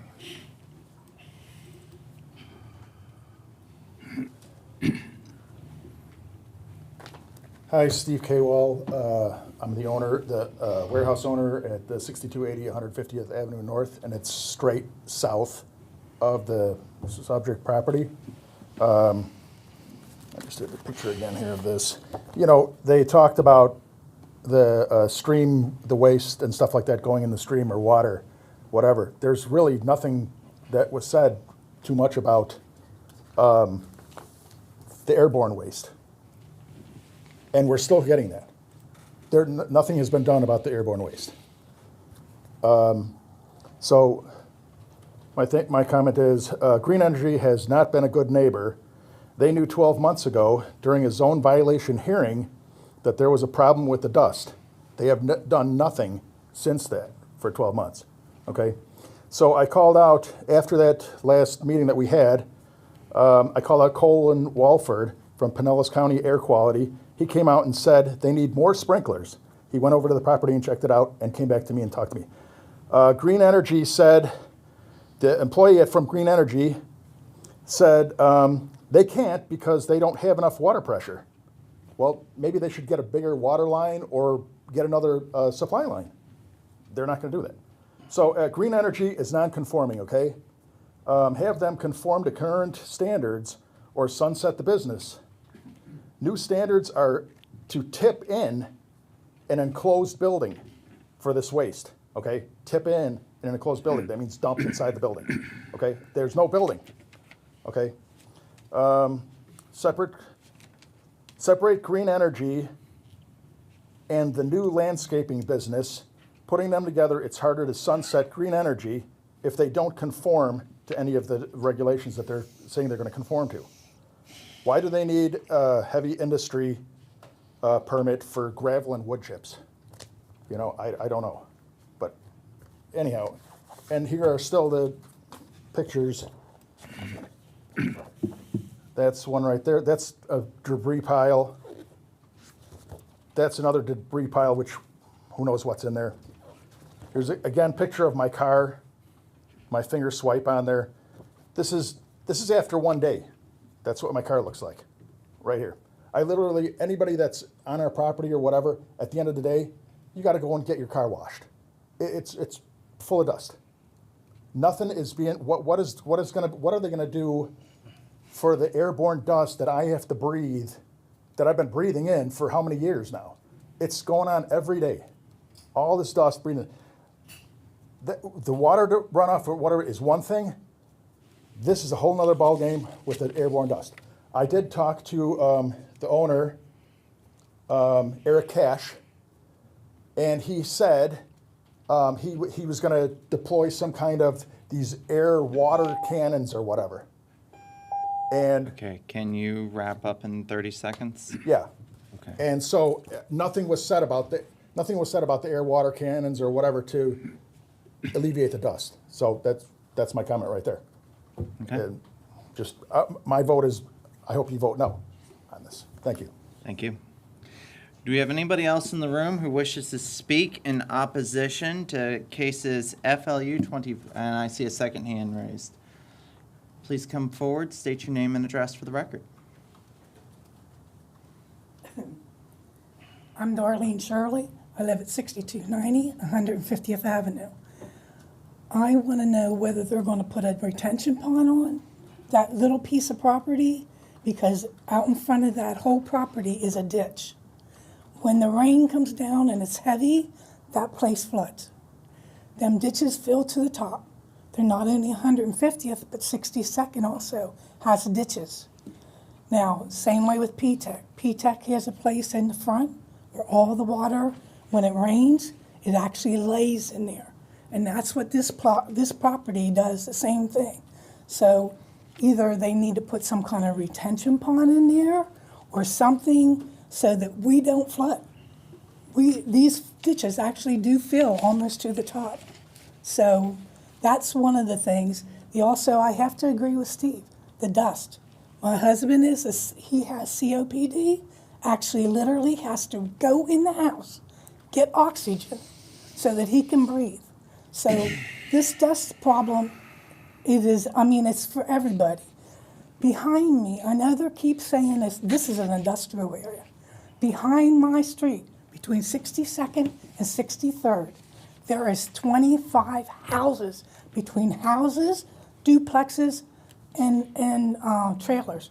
On 63rd Way, there's about 15 houses between duplexes and houses over there. So it is not strictly commercial. There's actually people living there that have been there for years, and a lot of it is rental property. Now, do the landlords have to tell the people you're living in an area where you might breathe in bad oxygen? So I think we have to think of this as not only as a commercial place. Okay, yeah, we might employ a couple people, but what about the people that live there and have lived there? I've been there almost 30 years. So for me, I'm 73. So maybe I don't have as long to live, but there's a lot of little kids in the area, and a lot of them walk to school. Behind P-Tech is going to be a sports complex. Behind that is an elementary school. On the opposite side, there's trailers, there's houses, there's everything. So we have to look at this as a whole picture, not just one. And that's what I have to say. All right, thank you. Is there anybody else in the room who wishes to speak in opposition to these two applications? I'm not seeing any hands raised. Has anybody joined us online to speak in opposition? No change in participation online. All right. That brings us back to the applicant.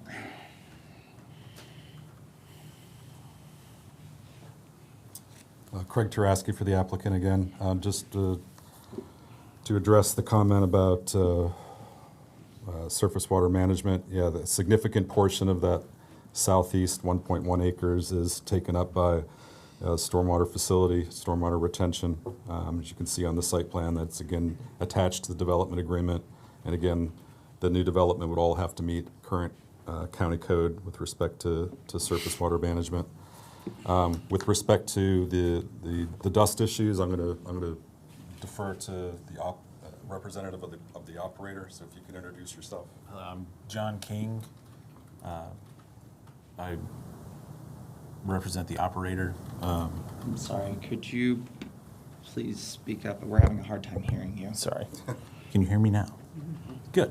Okay, thank you. I'm John King. I represent the operator. The operator. The operator, Green Energy Transport. In terms of dust and dust control, we do have sprinklers. We have improved our sprinkler implementation. As soon as we get to the site, 5:30 in the morning, we're turning on the sprinklers. There are other options that we actually discussed with Mr. K. Wall in terms of water cannons, misters that can be implemented to address dust issues as well. Yeah, and those operational measures are not really site plan measures. They're not zoning measures. They're an operational. This equipment is it's kind of temporary in nature, sort of. This is equipment that's off-the-shelf equipment that's brought into the site and then assembled where the unloading or loading is taking place to douse those materials with water. So there's been a commitment from the operator. There has been ongoing dialogue with the neighbor. There's a commitment to try to continue looking at operational changes that will improve the dust situation. Paving is number one. So as part of this process and with the new improvements, all those areas will be paved. That'll cut down the dust significantly. So we're hoping to see some improvement, but there is a commitment to continue improving until that dust issue's been mitigated. The dialogue is open. We are now under a microscope as part of this process. We would expect that if we're not compliant, that we're going to be interfacing with code enforcement again. So I don't think there's anything more that we can insert into this application to address those concerns. Okay. Board members, do you have any questions for the applicant at this time? I've got one question, and that is water supply, to supply these water cannons.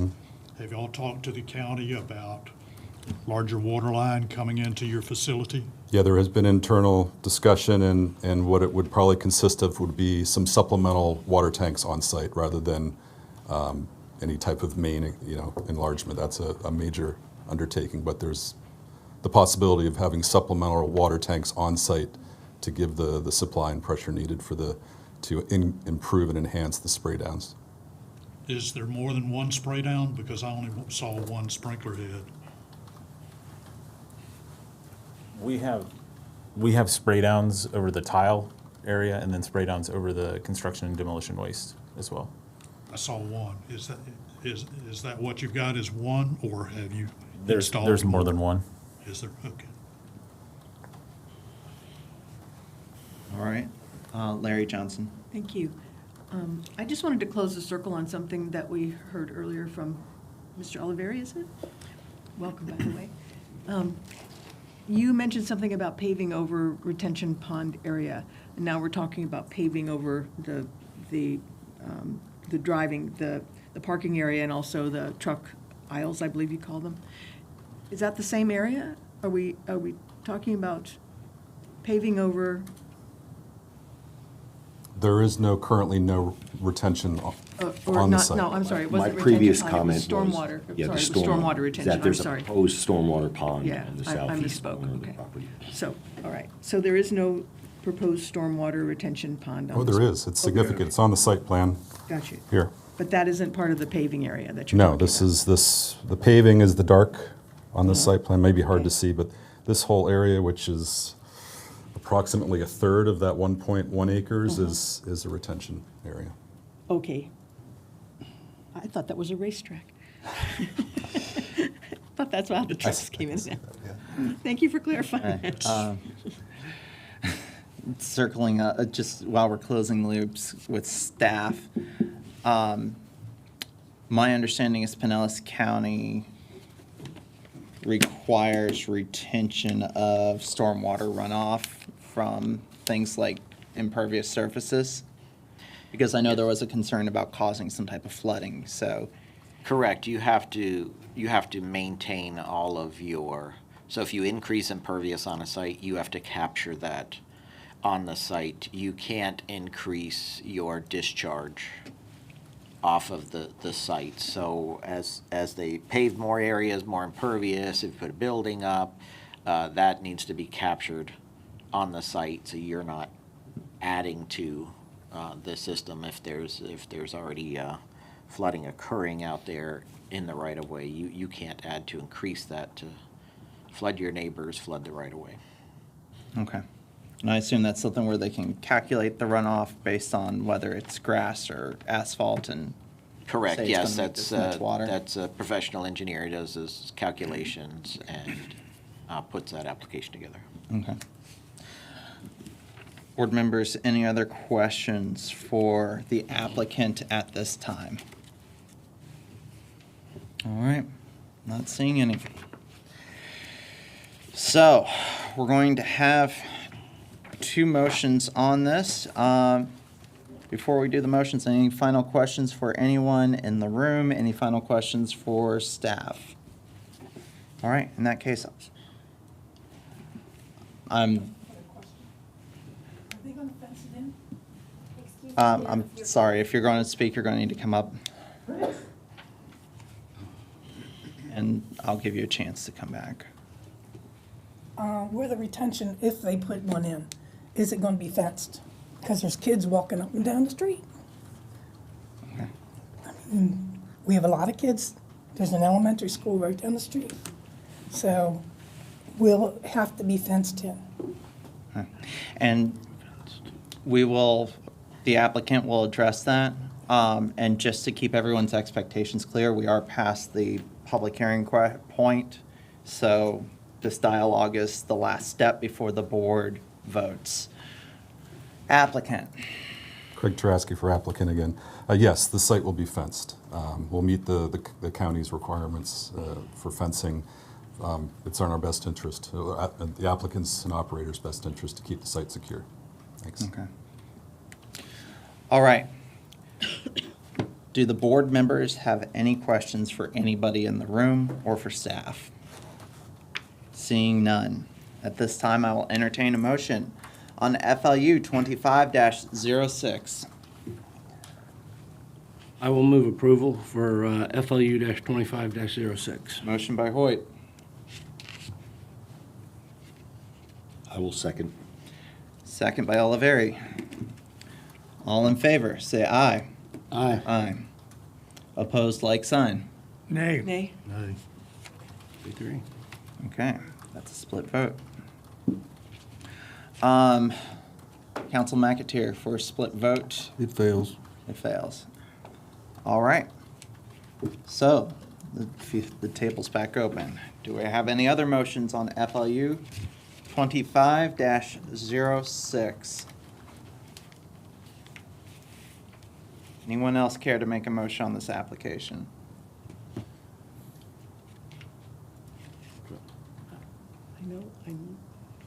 You might have to help me a little bit here. I move that we deny. Is that the proper? We would be recommending denial. Okay. I move that we recommend denial of FLU 2506 and ZON 2504. You can only do one at a. Oh, one at a time, sorry. We're doing. I apologize if I'm jumping too far into your No, lane. you're fine. And one thing, We'll do 2506. one thing we need to remember, and I think it would come along at the zoning level, which we have to vote on no matter how this goes, because it's a recommending body, is that there was an offered amendment to the development agreement regarding lead. So let's just remember that whenever we get to the next case, which, because the DA ties to the zoning. Yeah. Okay.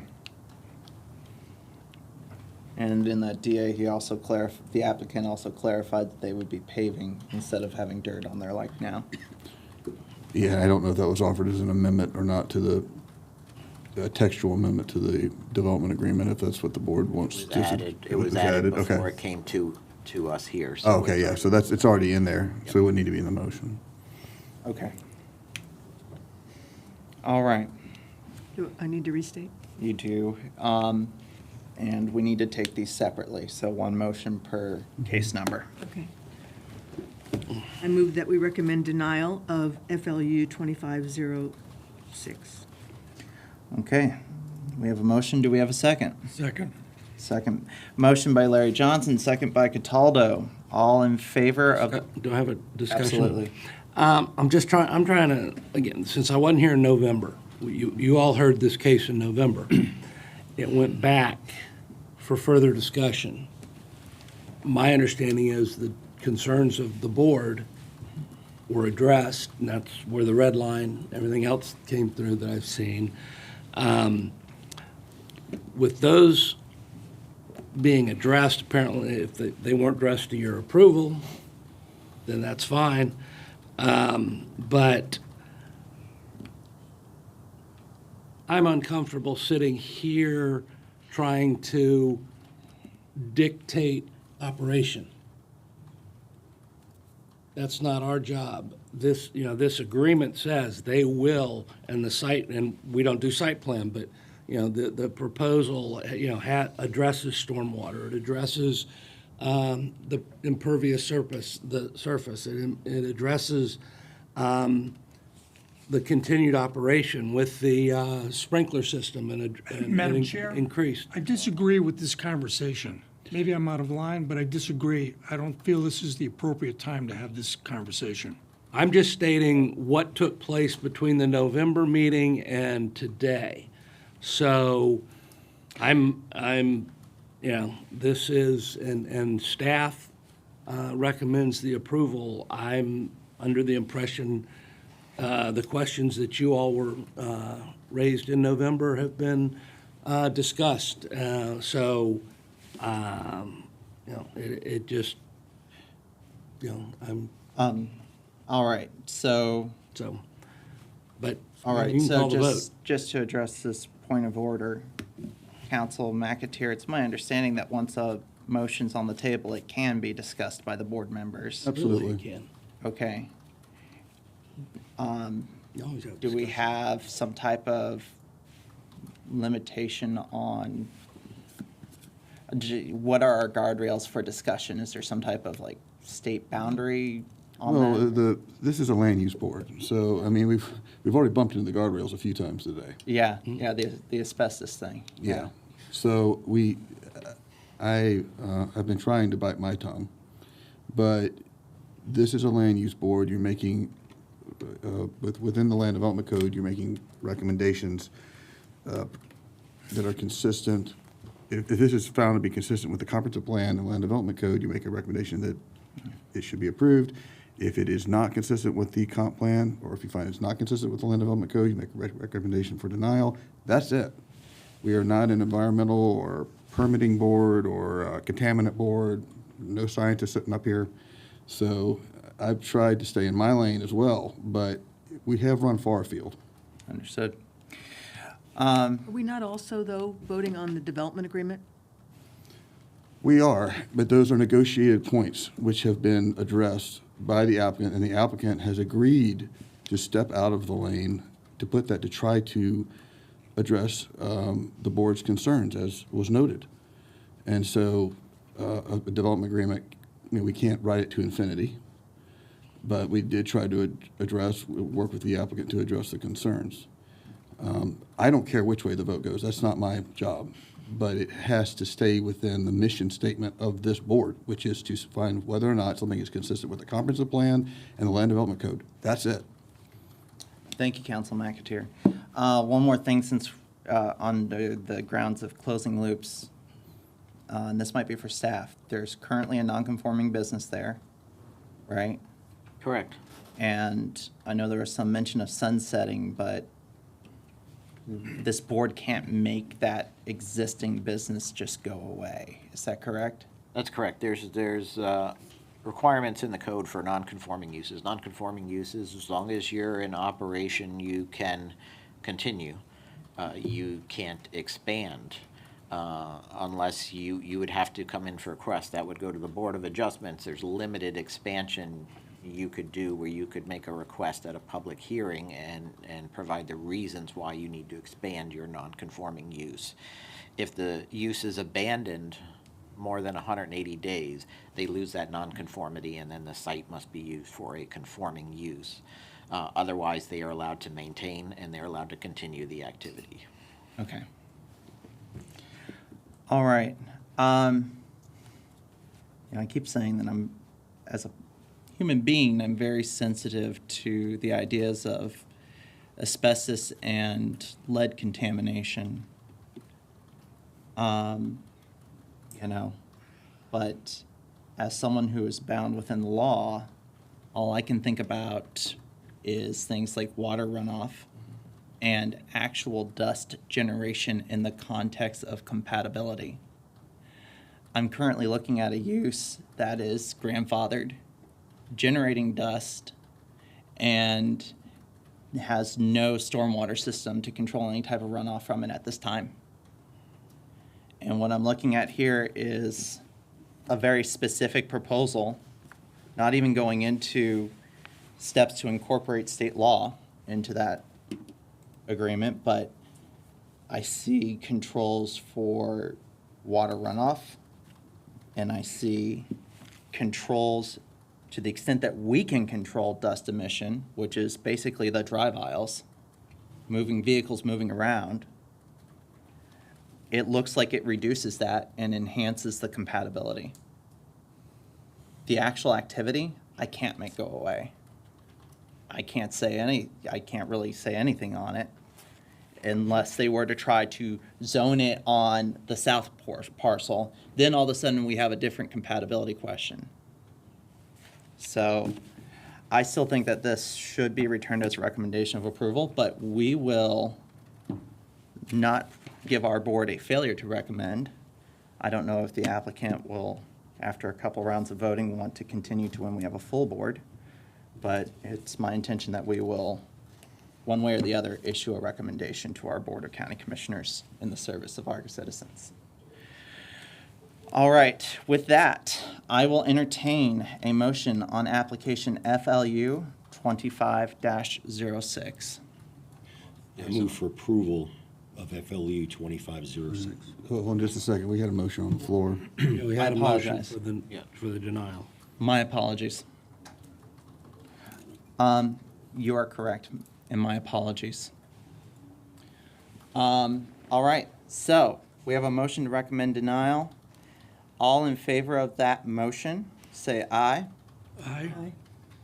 All opposed? No. No. No. Madam Clerk, do you need a roll call? That would be helpful, please. Okay, please call the roll. Hendricks, Aye. Cataldo, Aye. Johnson, Aye. John, No. Hamilton, Nay. Oliveri. Nay. All right. I do see the applicant raising their hand, so if you could come forwards. Craig Taraski for applicant again. In light of the split voting, applicant would be agreeable to continuance, or I guess I'll request a continuance for a month to see if we can get a full board with that extra voter. Okay. All right. Board members, I don't know how you feel about this, but the way I feel is that the applicant is the person who crafts their application and has the final say on how it goes forwards. They've asked to come back before us when we have a full board, and it seems like we are at a bit of an impasse. So is there an interest in making a motion to continue for 1 month? I'll make a motion to continue. Motion to continue by Oliveri. Second. Second by Cataldo. All in favor, say aye. Aye. Aye. Opposed, like sign. The motion passes unanimously. That brings us, since we have two matters, that brings us to ZON 25-04. Since, Madam Chair, since these are intertwined, should the motion now just be to continue? I do believe a motion to Have no continue. choice. Would that be the proper motion? It can't go to the county commission without a future land use. Motion to continue ZON-25-04 to the February meeting. Motion by Hoyt. I'll second. Second by Larry Johnson. All in favor, say aye. Aye. Aye. Opposed, like sign. Motion passes And that date will unanimously. be, so for the record, that date is February 11th. Okay. Okay. All right. At this time, that concludes our cases for today. At this time, does staff have any final remarks, updates for us before we adjourn? Just welcome our newest member. Oliveri, welcome to the board. Awful first day. Came to a good one. We're starting you off running. Yeah. Jump right into the lava. Just I got some. hopefully not running away. Sure, yeah, I would imagine. All right. So with that, if staff has no other updates, I will entertain a motion to adjourn. So move. Motion by Larry Johnson, second by Hoyt. All in favor, say aye. Aye. Aye. Opposed, like sign. The motion passes unanimously. We are adjourned.